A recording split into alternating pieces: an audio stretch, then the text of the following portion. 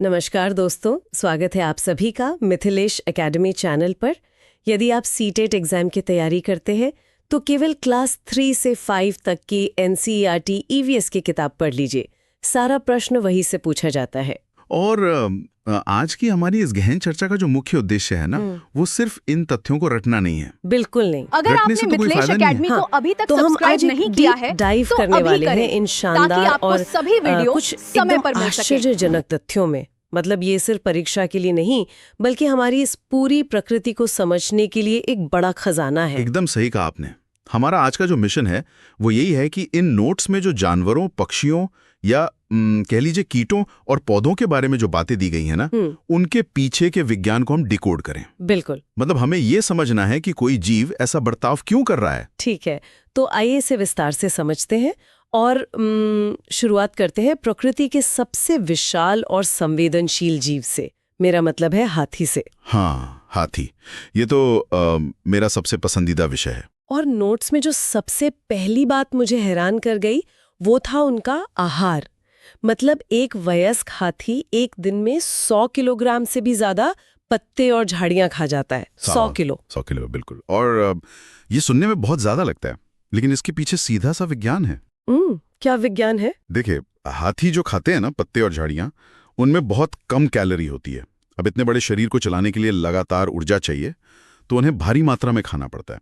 अच्छा, और शरीर के वजन की बात करें तो ये भी लिखा है कि केवल 3 महीने के हाथी के बच्चे का वजन ही लगभग 200 किलोग्राम होता है। हाँ, 200 किलो। मतलब जरा सोचिए, 200 किलो तो एक भारी भरकम मोटरसाइकिल के बराबर होता है, और वो भी सिर्फ एक 3 महीने के बच्चे का वजन। बिल्कुल। और इतनी तेजी से बढ़ने के लिए ही तो उन्हें इतना खाना पड़ता है। लेकिन दिलचस्प बात यह है कि इतना भारी शरीर होने के बावजूद ये आराम बहुत कम करते हैं। हाँ, मैंने पढ़ा था कि ये बहुत कम सोते हैं। सही पढ़ा आपने। हाथी दिन में केवल 2 से 4 घंटे ही सोते हैं। सिर्फ 2 से 4 घंटे? हाँ। पर इतना बड़ा शरीर है, थकान तो होती होगी ना? थकान होती है, लेकिन अगर वो 8 या 10 घंटे सोएंगे तो वो अपने लिए 100 किलो खाना कब इकट्ठा करेंगे। उन्हें लगातार खाते रहना पड़ता है। ये तो है। पर एक और सवाल मेरे मन में आ रहा था। जी, पूछिए। इतना बड़ा शरीर है तो गर्मी भी तो बहुत लगती होगी ना? वो अपने शरीर को ठंडा कैसे रखते हैं? इसके लिए उनके पास गजब के प्राकृतिक तरीके हैं। आपने देखा होगा, हाथियों को पानी और कीचड़ से खेलना बहुत पसंद होता है। हाँ, अक्सर टीवी पर देखा है। तो वो कीचड़ उनके शरीर पर एक सनस्क्रीन की तरह काम करता है। उससे ठंडक मिलती है। और इसके अलावा जब गर्मी लगती है तो वो अपने विशाल कानों को पंखे की तरह हिलाते हैं। अरे हाँ, कानों से हवा करते हैं। बिल्कुल। कानों को हिलाने से शरीर की गर्मी बाहर निकलती है और उनका खून ठंडा होता है। मतलब उनके कान तो एक तरह से इनबिल्ट एसी का काम कर रहे हैं। एकदम सही। अच्छा, हाथियों के झुंड के बारे में भी बहुत रोचक जानकारी है इसमें। मतलब एक झुंड में केवल हथनियां और बच्चे ही होते हैं। हाँ, लगभग 10 से 12 सदस्य होते हैं एक झुंड में। और सबसे बुजुर्ग हथनी पूरे झुंड की नेता होती है। बिल्कुल। और यहाँ सबसे आकर्षक बात यह है कि हाथियों का जो समाज है ना, वो पूरी तरह से मात्र सत्तात्मक है। मात्र सत्तात्मक मतलब फीमेल्स ही लीड करती है। हाँ, सारी पावर और फैसले लेने का हक उस सबसे बुजुर्ग हथनी का होता है, क्योंकि उसके पास सबसे ज्यादा अनुभव होता है। ये तो बहुत ही व्यवस्थित तरीका है। लेकिन फिर नर हाथियों का क्या होता है? नर हाथी केवल 14-15 साल की उम्र तक ही झुंड में रहते हैं। अच्छा, सिर्फ 15 साल तक? हाँ, उसके बाद वे अपना झुंड छोड़ देते हैं और अकेले या दूसरे नरों के साथ रहते हैं। जैसे नोट्स में वो नंदू नाम के हाथी का उदाहरण है ना। हाँ हाँ, नंदू। तो जब नंदू भी 14-15 साल का हो जाएगा तो वो भी अपना झुंड छोड़ देगा। मतलब लड़कों को कम उम्र में ही घर से निकाल दिया जाता है। हाँ, आप ऐसा कह सकती हैं। लेकिन सबसे खास बात यह है कि भले ही वो अलग हो जाएं, परेशानी के समय झुंड के सभी सदस्य एक दूसरे की पूरी मदद करते हैं। ये तो सच में बहुत अच्छा गुण है। तो हाथियों के इस आपसी सहयोग से आगे बढ़ते हैं। प्रकृति में हमें अलग अलग प्रजातियों के बीच भी ऐसा ही कुछ देखने को मिलता है। हाँ, जिसे हम सहजीवी संबंध कहते हैं। बिल्कुल, सहजीवी संबंध। जैसे वो भैंस और बगुले वाला उदाहरण है नोट्स में। बगुला भैंस की पीठ पर बैठा रहता है। हाँ, दूर से देखने पर लगता है कि बगुला तो बस मुफ्त की सवारी कर रहा है। वही तो, मुझे भी लगा कि भैंस उसकी टैक्सी बन गई है। पर ऐसा नहीं है। इसके पीछे एक बहुत ही स्पष्ट वैज्ञानिक कारण है।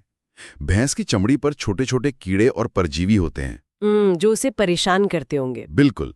और बगुला उन कीड़ों को खाता है। अरे वाह, तो इससे बगुले को आसानी से खाना मिल गया। हाँ, और भैंस को उन कीड़ों से छुटकारा मिल गया। ये एक परफेक्ट सहजीवी संबंध है, दोनों का फायदा।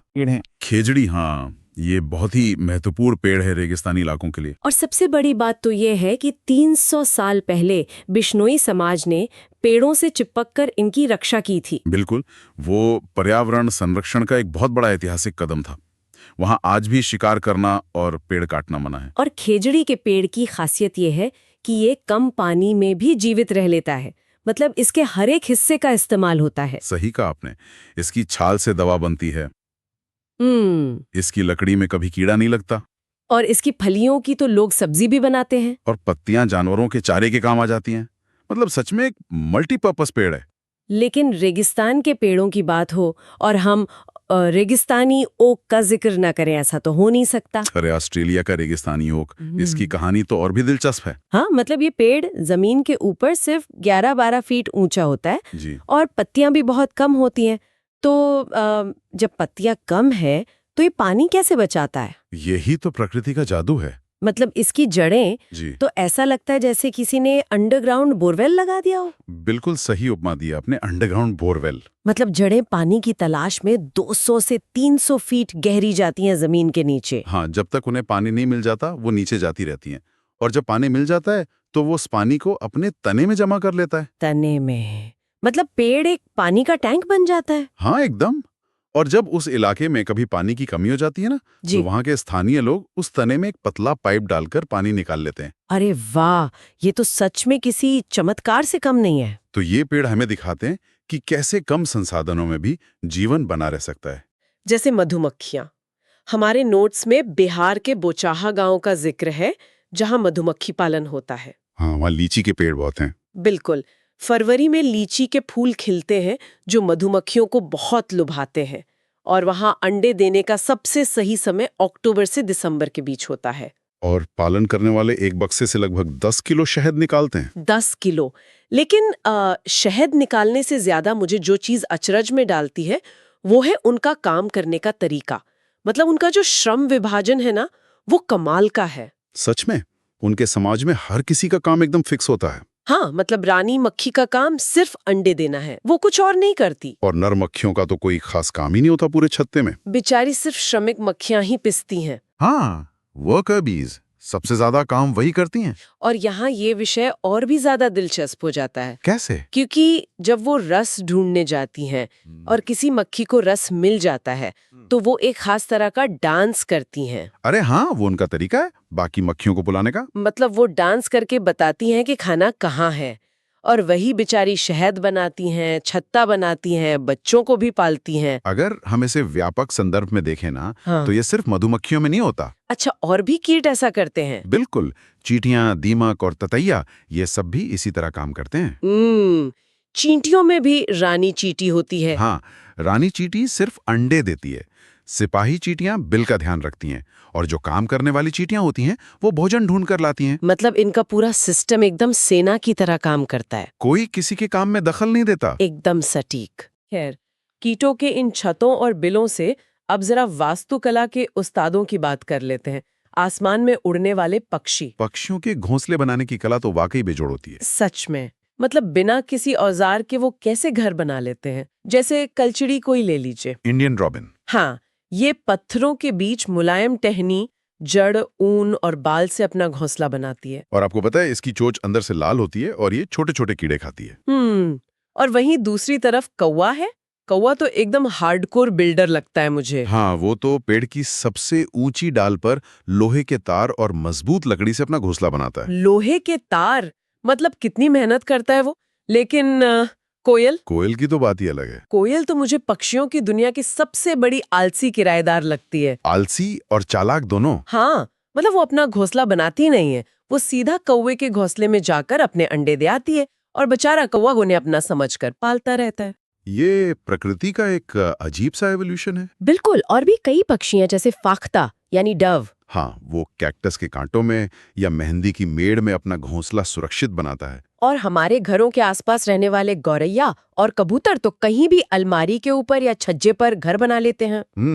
लेकिन क्या आपने बसंत कौरी के बारे में पढ़ा है? नोट्स में। हाँ, बसंत कौरी। गर्मियों में वो टुक टुक की आवाज करती है और पेड़ के तने में गहरा छेद बनाकर उसमें अंडे रखती है। और दर्जन चिड़िया तो अपने नाम के हिसाब से ही काम करती है, टेलर बर्ड। बिल्कुल, वो अपनी नुकीली चोंच से पत्तों को एकदम दर्जी की तरह सी देती है। और शक्करखोरा जो है वो झाड़ी पर लटकता हुआ घोंसला बनाता है। लटकता हुआ। लेकिन सबसे ज्यादा मेहनत मुझे लगता है वीवर पक्षी करता है। हाँ, लेकिन वहाँ एक ट्विस्ट है। क्या?